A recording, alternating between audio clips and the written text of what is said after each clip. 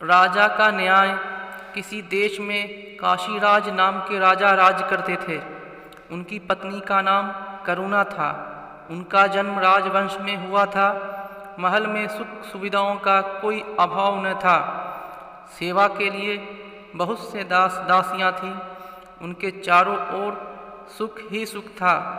दुख क्या होता है इस बात को वे जानती ही नहीं थी। करुणा बहुत अधिक सुंदर थी। राजा उनसे अतः प्रेम करते थे। उनके मुख से बात निकलने भर की देर थी कि उसके पूरा होने में देर नहीं लगती थी। दिसंबर का महीना था। कड़कड़ाती ठंड पड़ रही थी। एक दिन रानी ने वरुणा नदी में स्नान करने का निश्चय किया। राजा ने आज्ञा दी कि वरुणा की ओर जाने वाले सारे मार्ग रोक दिए जाएं और सभी घाट खाली कर दिए जाएं। आदेश होते ही सभी मार्ग रोक दिए गए। नदी के तट ओ घाट निरंजन हो गए। जो लोग घाटों के पास झोपड़ियां बनाकर रह रहे थे वे भी उन्हें छोड़कर चले गए। अब वहां केवल पक्षियों का कलरव सुनाई दे रहा था। रानी अपनी सखियों के साथ घाट पर पहुंची। वरुणा नदी के तट पर उनका हास परिहास गूंजने लगा। उस समय पूर्व दिशा में सूर्य उग रहा था। रानी ने अपनी सखियों के साथ नदी में झिलमिल करती धारा में स्नान किया। पानी बहुत ठंड था। ठंडे पानी में स्नान करने के कारण रानी बुरी तरह ठिठुर गई और थर थर काँपने लगी। कपकपाते होठों से उन्होंने कहा, मैं ठंड से मरी जा रही हूँ, जल्दी आग जलाओ और मेरे प्राण बचाओ। रानी की आज्ञा पाकर सखियाँ पास के जंगल में लकड़ियाँ लेने जाने लगी। रानी ने कहा, इतनी दूर कहाँ जा रही हो?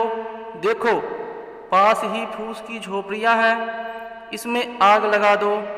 किसी तरह इस ठंड से तो छुटकारा मिले। यह सुनकर सखी ने कहा, महारानी ऐसा न करें।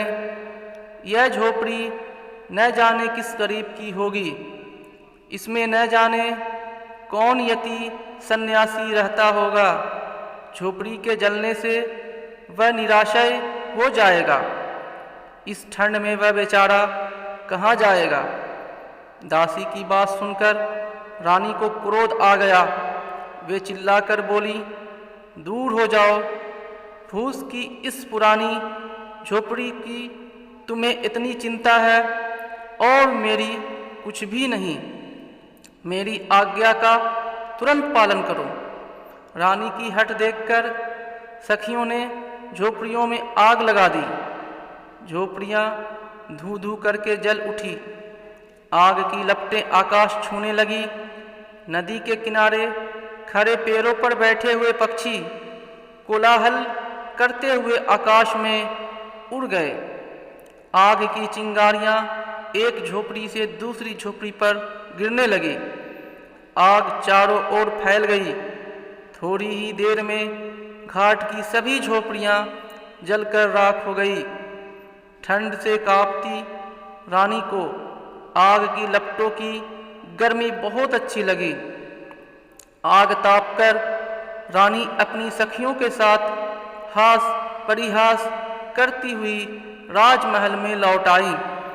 अगले दिन काशीराज अपनी राजसभा में न्याय सन पर बैठे ही थे कि जिनकी झोपड़ियाँ रानी ने जलवा दी थी वे राज दरबार में आ पहुँचते। रोते हुए रूंधे गले से उन्होंने राजा से अपनी दुख भरी कहानी सुनाई। अपनी प्रजा की बातें सुनकर राजा का सिर लज्जा से झुक गया। उनका चेहरा क्रोध से तमतमाता उठा। वे सभा से उठकर एकदम राजमहल में चले गए। रोषपूर्ण स्वर में राजा ने कहा, रानी, तुमने निर्दोष दिन दुखियों के घर जला दिए। यह तुम्हारा कैसा राजधर्म है? यह सुनते ही रानी रूठ कर बोली, उन फूस की पुरानी टूटी फूटी झोपड़ियों को आप घर कह रहे हैं। उनके न रहने से किसी को क्या हानि हो सकती है, और अगर होगी भी तो कितनी। अपनी रानी की एक क्षण के प्रमोद के लिए तो लोग न जाने कितना धन खर्च कर डालते हैं, और आप घास फूस की झोपड़ियों के लिए इतना क्रोध कर रहे हैं। राजा ने दासियों को रानी के सभी राजसी वस्त्र ओ आभूषण उतारने, ओ भिखारिन के कपड़े पहनाने को कहा। राजा की आज्ञा से दासियों ने महारानी के राजसी वस्त्र और आभूषण उतार लिए और भिखारिन के कपड़े पहना दिए। रानी को राजमहल से बाहर ले जाकर राजा ने कहा, जाओ दीन होकर घर घर भीख मांगो। तुमने अपने एक क्षण के सुख के लिए जिन गरीब लोगों की झोपड़ियों को जला दिया था, तुम्हें उन्हें बनवाना होगा। मैं तुम्हें 1 वर्ष का समय देता हूँ।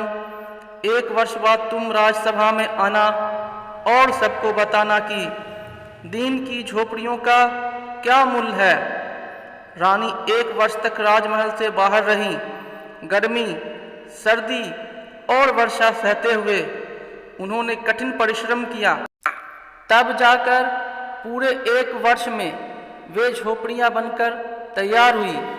अब रानी को झोपड़ियों का वास्तविक मूल्य समझ में आ गया था। राजा उन्हें आदरपूर्वक महल में ले आए। धन्यवाद दोस्तों। राजा का न्याय, राजा और रानी की कहानी हिंदी कहानी को पढ़ने के लिए धन्यवाद। आपको ये कहानी कैसी लगी नीचे कमेंट करके हमें ज़रूर बताइएगा। अगर आपको ये कहानी पसंद आई हो तो अपने दोस्तों के साथ ज़रूर शेयर करें, और ऐसी ही प्यारी कहानियाँ सुनने के लिए हमारे YouTube चैनल से जुड़ें।